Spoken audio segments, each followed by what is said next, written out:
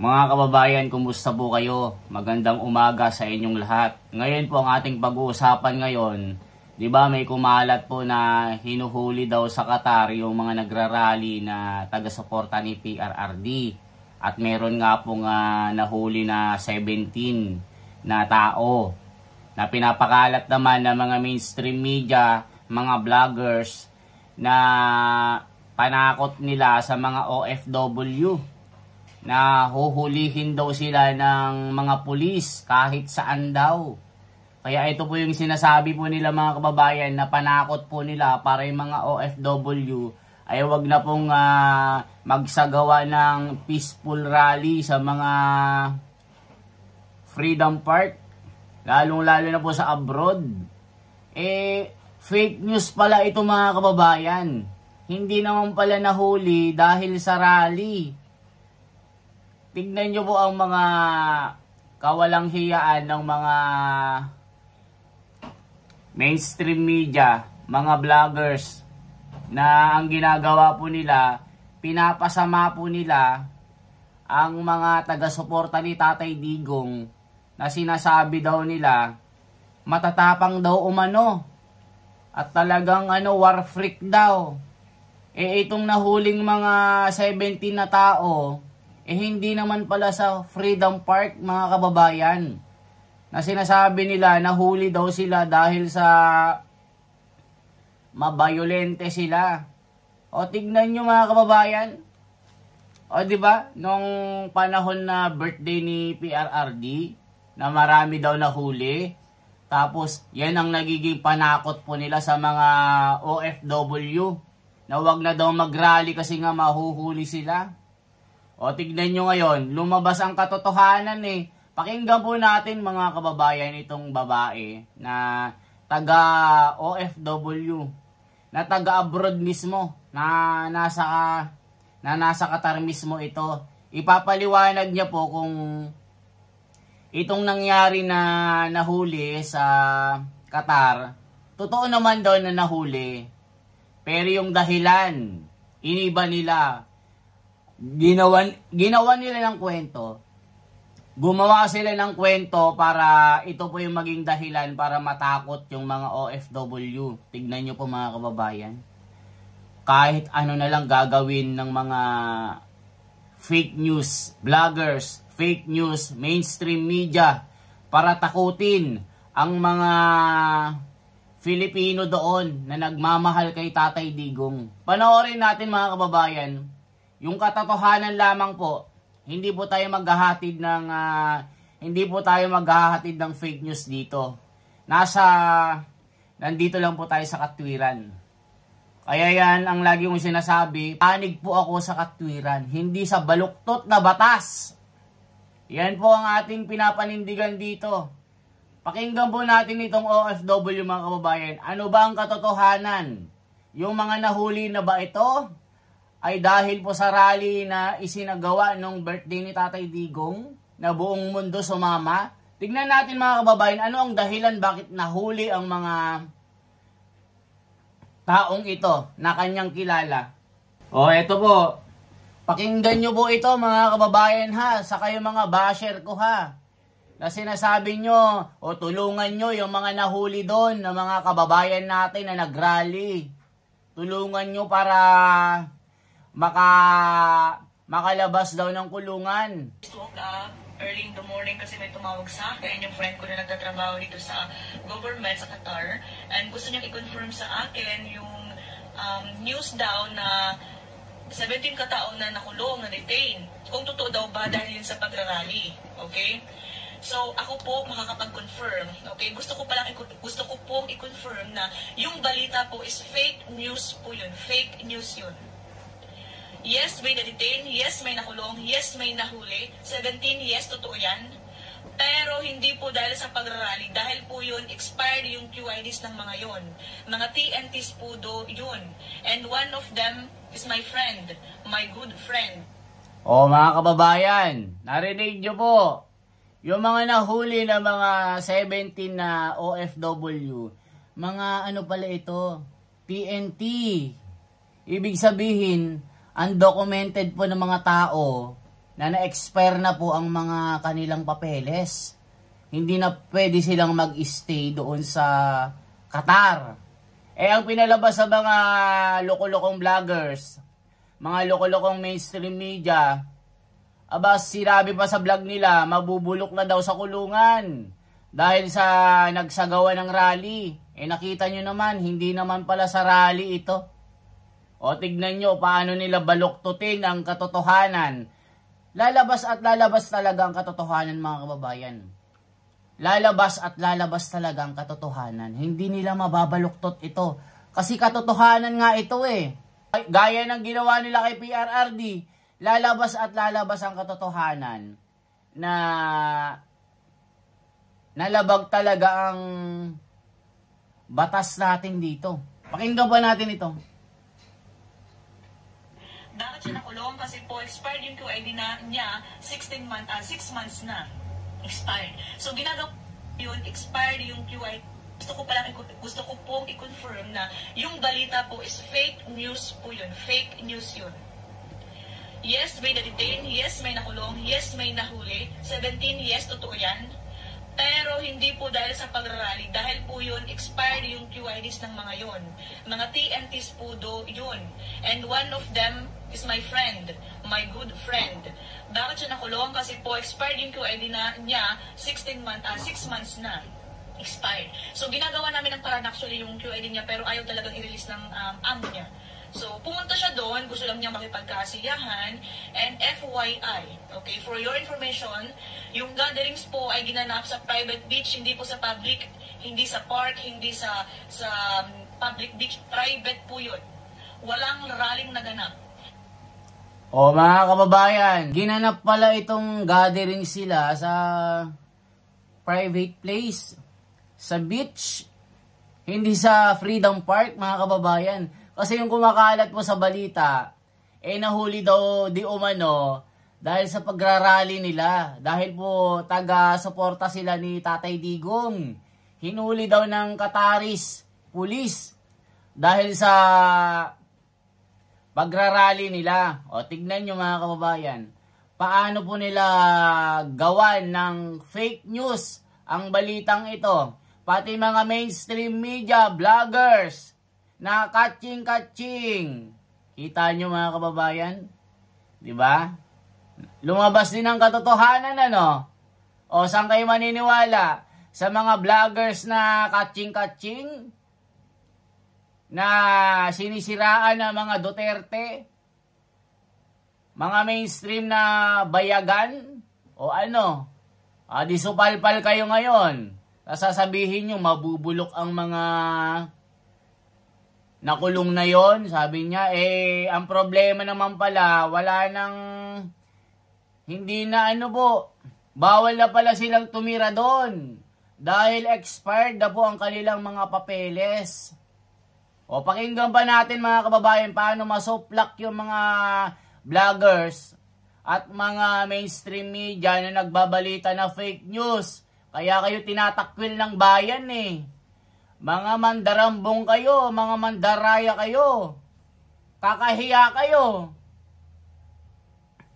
Yung events po is night swimming, gatherings, may mga batak marathon. Yung gatherings po ay ginanap sa private beach, hindi po sa public, hindi sa park, hindi sa public beach, private po yun. Walang rallying naganap. Yung events po is night swimming, gatherings, may mga bata, maraming bata. Bobo bang mga magulang nila para dalhin yung mga bata sa pag-rally? Pero hindi po kasi yun ang nangyari. Yung mga tao na nagpo-post dito at ino-confirm nila na dahil daw sa pag-rally, kabubuhan ninyo. Sana po, nagkaroon, I just woke up early in the morning kasi may tumawag sa akin. Mga kababayan. Sa government, sa Qatar. Nalaman na natin ang katotohanan, nasabihan tuloy kayong bobo. Kasi hindi nyo muna inaalam yung dahilan bakit sila nahuli.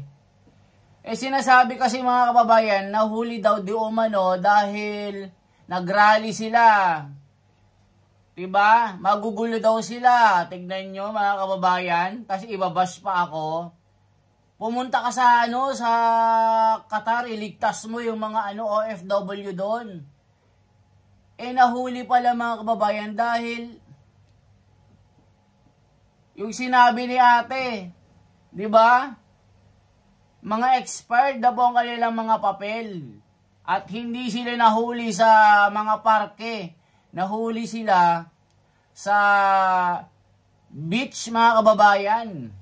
At marami pang mga batang kasama. O sabi niya, ano mga bobo ba ang mga nanay nila para dalhin ang mga bata sa rally? O tignan niyo mga kababayan, paano nila binaluktot itong ginagawa nilang para mapasama ang mga nagrarally sa abroad.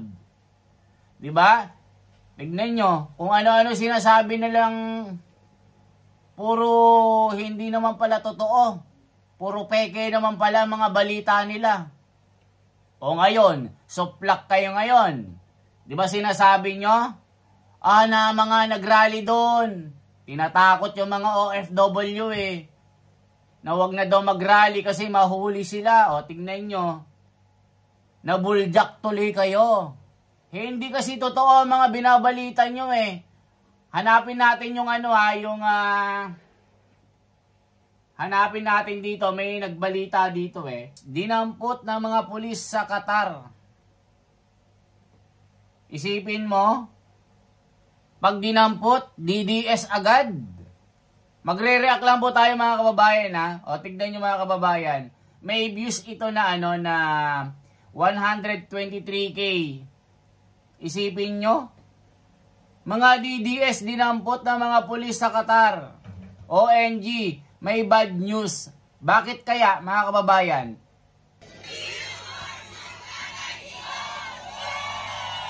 Tignan nyo. Fake news pala. O, tignan nyo. Diyan sa Qatar. Pagkatapos po nilang magpakita ng suporta kay Digong at sila po ay hinuli ng Qatar government. Wala pong iba silang nilalapitan o hinihingihan ng tulong kung hindi ang ating gobyerno at si PBBM. Ba't hindi kayo? Tignan nyo mga kababayan. Diba? May nahuli lang na mga OFW, DDS agad. Tapos binibintang nila dahil nag-rally daw di umano sa mga Freedom Park. Tapos bakit daw wala daw ibang hihinga ng tulong kundi gobyerno? Ang dahilan naman ng pagkahuli nila ay hindi rally. Nahuli sila dahil hindi sila nagrarally. Nahuli sila dahil sa mga papeles na expired. Yun pong dahilan. Pero ang sinasabi ng mga bayaran na ito, dahil daw mga nagrally sila, dahil mga DDS sila. O tignan natin mga kababayan. Pinirahan nyo na, binastos nyo pa. Diba? Kinontent nyo na, pinirahan nyo na, siniraan nyo pa ang mga taga-suporta ni Tatay Digong. Hingi ng tulong ngayon kay Duterte. Bakit? Hindi kayo dun humingi. Tingnan mo. Sarili nga ni Digong, hindi niya matulungan. Kayo pa kaya? Di ba? Saan kayo lalapit? Gobyerno. Di ba? Nakita nyo na, gumawa kayo katarantaduan, tapos gobyerno kayo lalapit. Tignan nyo. Sa ating pag-usapan kasi, ito na naman Duterte, makakalabas na daw. Sabi ng mga DDS na naman. Sabi ng kailang mga supporters, doon sa birthday niya. Anong nangyari? Tapos na ang birthday. Ngayon ay 29 na sa Pilipinas. Nasa na sinasabi yung mga kalaya? Fake news na naman kayo. Fake news nga po talaga ang mga DDFs at hanggang ngayon ay hindi pa rin nakakalaya si Digong. Napakarami po na nagpaasa niyan na sinasabi, before daw ng birthday ni Digong makakalaya. Hindi nakalaya, Aba, antayin mo. Paano pag nakalaya? Saan ka pupulutin yan pag nakalaya si Tatay Digong? Saan mo itatago yung mukha mo? Tignan nyo mga kababayan. Di ba mga fake news ito? Tignan nyo yung mga sinasabi nila mga kababayan. Di ba? Porke nahuli, DDS agad. Hindi pwedeng may ibang dahilan bakit sila nahuli. O tignan nyo mga bayaran na ito, mga kababayan. Tapos, bakit daw hihingi sa gobyerno ng tulong? Eh syempre, gobyerno yan ng Pilipinas. Bakit daw hindi kay Duterte? Eh paano hihingi ng tulong nakakulong na yung tao? O tignan nyo mga taong ito, mga balahura. Diba mga kababayan? O, porke nagrally, huli agad daw. Hindi pwedeng may ibang dahilan para mahuli. O, tignan nyo. Hinuli daw ng mga Qataris, pulis. Pero yung nagsabi dito na taga-Qatar, na taga-gobyerno, hindi naman pala nagrally ang mga ito. Meron palang ibang dahilan kaya nakulong ang mga ito. O kayo mga kababayan, anong masasabi nyo dito sa mga fake news na ito? Mabubulok sa kulungan ang mga DDS. O, tignan nyo mga kababayan, no? Mabubulok daw sa kulungan. Grabe mga ito. Ang gagaling nyo, ha? Mga DDS, nagrally sa Qatar, dinampot, kinulong. Grabe. Pakinggan natin mga kababayan. Nagsagawa ang mga DDS ng mga kilos protesta sa iba't ibang sulok ng mundo. Dahil na birthday kahapon ni Duterte, nagsagawa ang mga DDS ng mga kilos protesta sa iba't ibang sulok ng mundo. At isang grupo ng mga DDS ang nagrally, naglabas ng sama ng loob sa Qatar. And based on my research, mahigpit ang Qatari government when it comes sa mga non-citizens na nag-assemble for political purposes, yan yung mga parali-rally, mahigpit sila. At nung malaman niya ng Philippine Embassy na magsasagawa ng kilos protesta itong mga DDS sa Qatar, sinabihan na sila na bawal, na huwag nang magprotesta, and sundin na lang yung batas ng Qatar. So, hindi nagpapigil itong mga kababayan natin, mga DDS sa Qatar. Nag-protesta sila kahapon and pinagdadampot sila. Ngayon, nakadetain sila and they are facing deportation. O, tignan nyo mga kababayan, dinampot daw sila, they are facing deportation daw. Diba? Dahil daw sa rally. Oy, ungas, hindi po dahil sa rally. Dahil ang mga taong yan, TNT na mga yan. Anong sinasabi nyo na dahil sa rally? O, pakinggan natin ito. Kanino kayong makikinig? Yung mga vlogger na kung ano-anong mga sinasabi nila na kumita lang ay magbibigay ng mga maling impormasyon, maling balita. O dito mismo sa babae na ito na nandun mismo sa Qatar. Is fake news po yun. Fake. I just woke up early in the morning kasi may tumawag sa akin, yung friend ko na nagtatrabaho dito sa government sa Qatar, and gusto niyang i-confirm sa akin yung news daw na 17 kataon na nakulong, na-detain. Kung totoo daw ba dahil yun sa pagrarally. Okay? So, ako po makakapag-confirm. Okay? Gusto ko po i-confirm na yung balita po is fake news po yun. Fake news yun. Yes, may na-detain. Yes, may nakulong. Yes, may nahuli. 17, yes, totoo yan. Pero hindi po dahil sa pagrarally. Dahil po yun, expired yung UIDs ng mga yun. Mga TNTs po do yun. O, mga kababayan, mga TNTs, mga expired na mga papel. Mga TNTs, mga tago ng tago na walang papel. Hindi naman pala sa rally. O, tignan nyo mga kababayan. Kanino kayo maniniwala? Sa mga vlogger na bobo? Mga vlogger na kwarta-kwarta lang? O sa mga vlogger na talagang walang kinikilingan? Diba tayo, tinitimbang lang natin yung yung sitwasyon dito. Diba? Okay lang na magbalita kayo kung totoo, pero gagawan nyo ng ng maling interpretation. Gagawa kayo ng mali-maling balita para mapasama ang mga supporter ni PRRD, hindi po kayo magtatagumpay. Dahil ang katotohanan ay katotohanan. Hindi po pwedeng maging tama yung ginagawa nyo. Yung maling ginagawa nyo, mali yan. Itama nyo ang mga gawain nyong mali. Hindi kayo matatanggap sa langit niyan. Kahit kumita ba kayo ng milyong-milyong pera dahil sa kakagawa nyo ng mga fake news, hindi kayo magtatagumpay. Yung mga tao ngayon, talagang nasa panig ni PRRD. Tignan nyo, yung mga manok nyo, bumagsak na sa rating. Ang nanguna na PDP. Yan ang totoo. Hindi ako nag-aano dito. Kaya yung kagagawa nyo ng mga fake news, kasinungalingan, bistado na kayo. Tignan nyo yung mga vlogger na bayaran dito. Diba? Lalabas at lalabas yung katotohanan na puro basura kayo Mga basura na mukhang pera. Anong masasabi niyo mga kababayan? Mag-comment po kayo. Once again, ako po si The Wonder sa Philippines. Mga kababayan, sinasabi ko lang po ito Wala po akong kinikilingan dito. Wala po tayong manok-manok dito. Ang pinagtatanggol ko lang yung katotohanan, mga kababayan Kaya salamat po sa inyong pagsubaybay sa akin. Mabuhay po. Ingat po kayo palagi. Mga kapatid at mga kababayan abroad, mag-ingat-ingat po kayo lagi. Stay safe po.